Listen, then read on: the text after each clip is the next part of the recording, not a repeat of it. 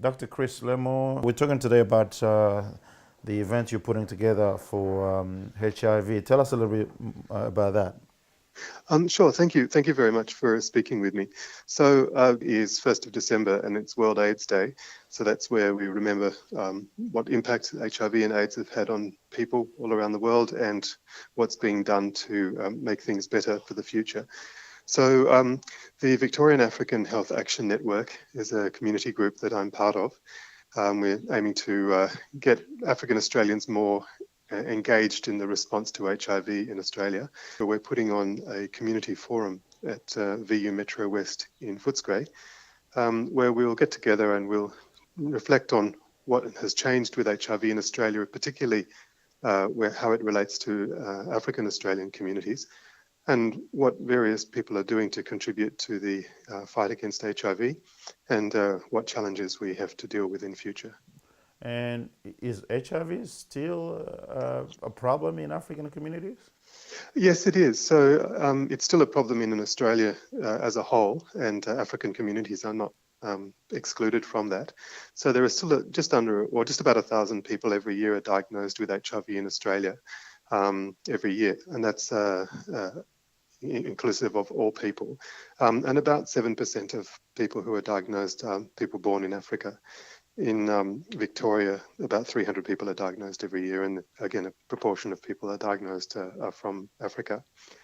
And it's still something that we need to recognise is an issue here, and we need to work with everybody else to try and make things better for everybody, so that people who might be exposed can have a test and be aware of their status. And also people that have got HIV can have access to the treatment and the support which they need in order to live healthy, happy lives. Now, is it the case that because HIV doesn't get a lot of publicity this day anymore, that people may have forgotten about it, but it's still there and it's still killing?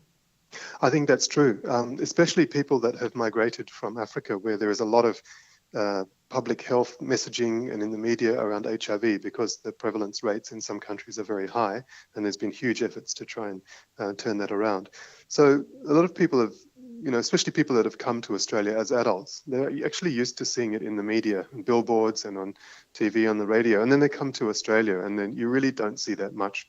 And also because a lot of people who need to stay either permanently or long-term have to have an HIV test as part of the visa application, and most people are negative. And so people feel it's a problem they've left behind in Africa. They don't have to worry about it anymore. I see. So what would be your advice to the African Australian community in terms of the need to, I suppose, be educated and informed and take action for HIV? Okay, so I think there are a couple of things. So one is for everybody to become a bit more educated about what is the situation in Australia, and to look and find out where in they're living, how HIV actually is relevant. So in some places there are a few people with HIV, but people may not have HIV themselves, but they might know somebody who does, or know somebody who's at risk of acquiring HIV, either in Australia or during travel overseas. And it's really a matter of all of us educating ourselves to become aware of how we could be exposed, take steps to prevent that. And the other is to know our status. So to have a test as part of a routine health check is to have an HIV test, so that if you're negative, and that's good. It's good to be aware of that and to maintain that status.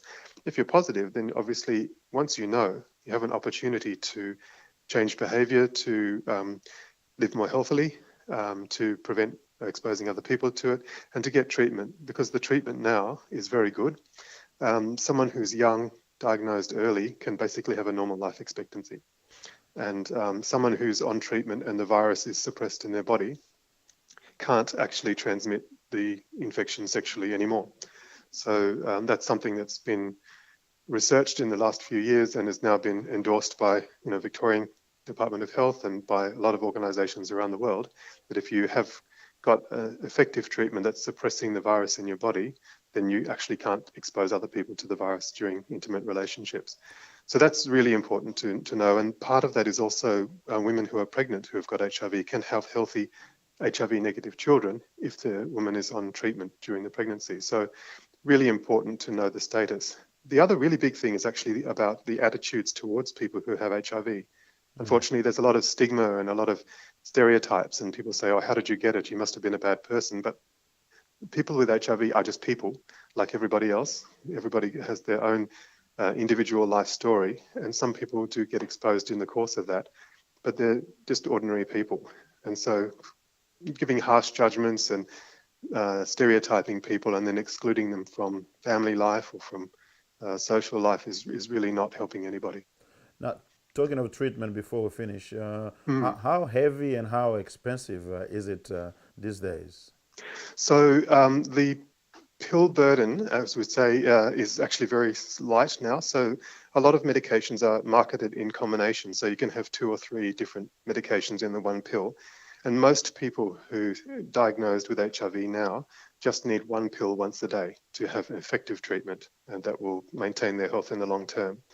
Some people who have been diagnosed for many years and had successive other treatments might have to have a more complicated treatment. But for people who are diagnosed now, usually it's one pill once a day. Yeah, so that's a really important. And there's the question of expense. So if you have Medicare, then the treatment is fully subsidized by Medicare and PBS, and you really, it's like any other medication you take in Australia. We're really lucky to have a good health system like that. The problem is not everybody has access to Medicare. So some people who are international students, who are long-term visitors, actually don't have Medicare. And then the challenge to get treatment that is affordable is much more difficult. It can be done, but it means they need to go to specific clinics or hospitals, and there's a lot of ringing up of drug companies and trying to get approvals and compassionate access and so on. It's a lot more stressful for people that don't have Medicare.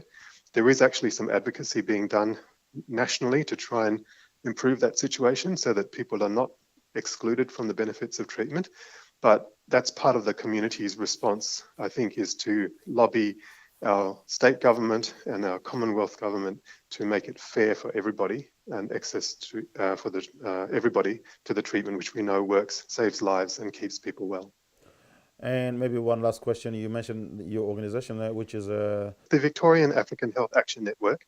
So we are a community-led group. We are independent.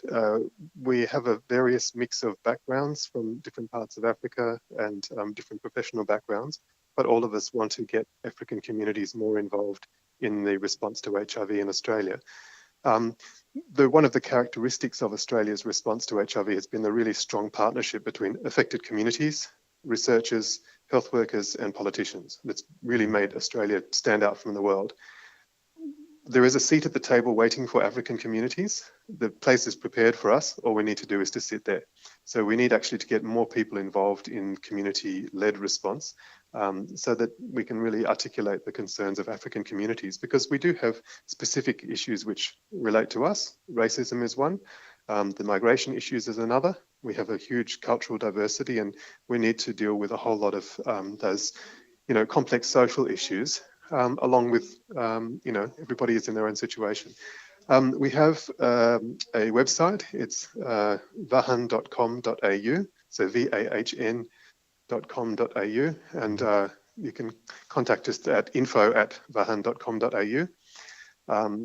So really, if anybody wants to join us, we'd love to have more involvement, or if anyone wants to just get more information, we can do that as well. And is it just focusing on HIV, or does it also broaden to other? So not just HIV, because everything is related to everything else. So HIV is one.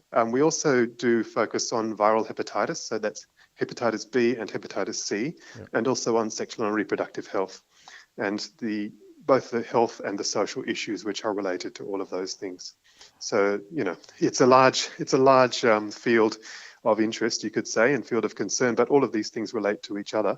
And it's really important that we keep an eye on how things, advances in one field can affect other fields, and also keep an eye that we don't make some things worse while we're trying to make other things better, and that most importantly, we keep people at the center of it all, so that we really focus on the people rather than the problem.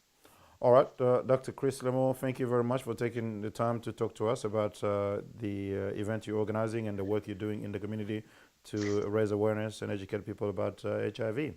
Thank you very much, Clyde. I really appreciate it, and thank you for all the work that you do raising this and other issues of importance to African communities in Australia. No worries. Thank you.